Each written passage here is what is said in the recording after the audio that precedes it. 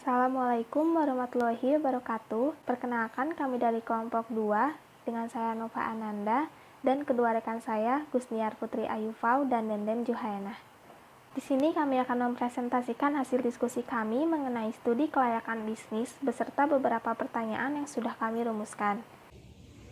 Terima kasih atas kesempatan yang diberikan kepada kami. Yang kami hormati Bapak Roman Agus Diatmika, STMT, sebagai dosen pengampu mata kuliah. Desain studi kelayakan bisnis. Tujuan dari desain studi kelayakan adalah melihat sejauh mana proyek mempengaruhi usaha. Dengan aspek tersebut, kita mengetahui gambaran desain studi kelayakan rencana usaha seperti sumber daya dan sumber dana. Studi kelayakan juga melibatkan konsultan analisis dampak lingkungan.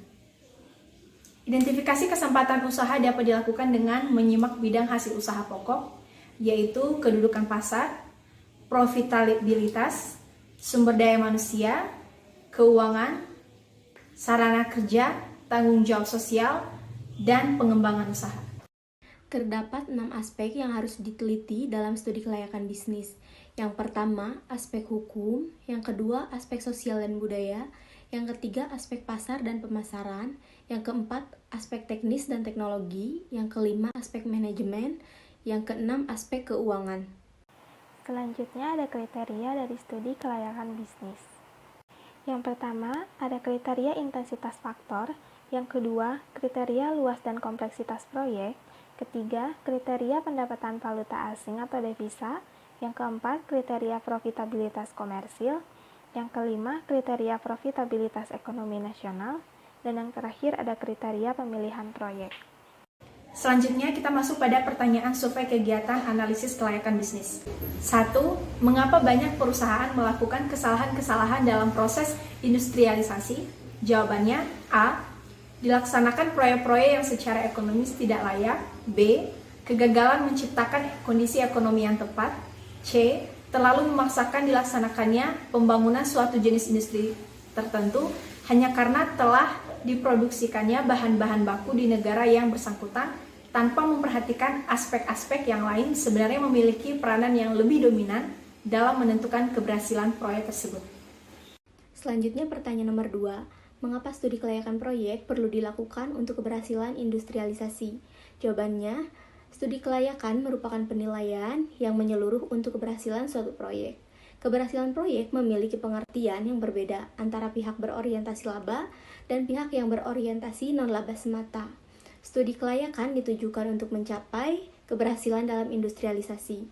Industrialisasi memiliki manfaat yang dapat diambil oleh suatu negara yang bersangkutan. Studi kelayakan proyek harus dilakukan untuk mengurangi kemungkinan terjadinya kesalahan-kesalahan dalam industrialisasi suatu negara. Jadi, tujuannya dilakukan studi kelayakan adalah untuk menghindari keterlanjuran penanaman modal yang terlalu besar dalam kegiatan yang ternyata tidak menguntungkan. Pertanyaan selanjutnya, jelaskan manfaat apa saja yang diperoleh investor dengan mengadakan studi kelayakan perusahaan. Jawabannya, dalam usaha menanamkan dananya, para investor menggunakan prinsip bahwa proyek yang akan dibiayainya harus benar-benar dipersiapkan dan harus layak dari segi teknis, ekonomi, dan keuangan. Hal ini diinginkan oleh para investor karena mereka tidak menginginkan proyeknya gagal. Oleh karena itu, diperlukan suatu studi yang serius dalam merencanakan suatu proyek yang disebut studi kelayakan perusahaan.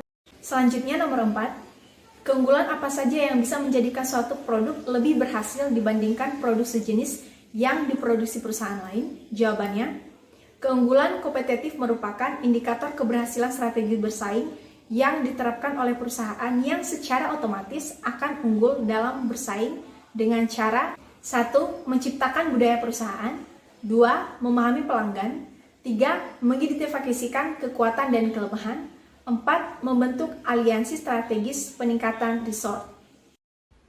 Pertanyaan nomor 5. Faktor-faktor apa saja yang perlu dipertimbangkan dalam memilih teknologi? Jawabannya, yang pertama price, harga sesuai teknologi informasi yang didapat. Yang kedua, performance, diukur dari kemampuan, kapasitas, dan kecepatan informasi mengenai proses maupun penampungan data. Yang ketiga, flexibility, kemampuan teknologi informasi yang saling beradaptasi, dan kemudahan pengembangan di masa yang akan datang. Yang keempat, survivability. Beberapa teknologi informasi mendapatkan dukungan dari vendor maupun pasar. Pertanyaan selanjutnya, mengapa perlu menilai berbagai alternatif teknologi dalam analisis technical study?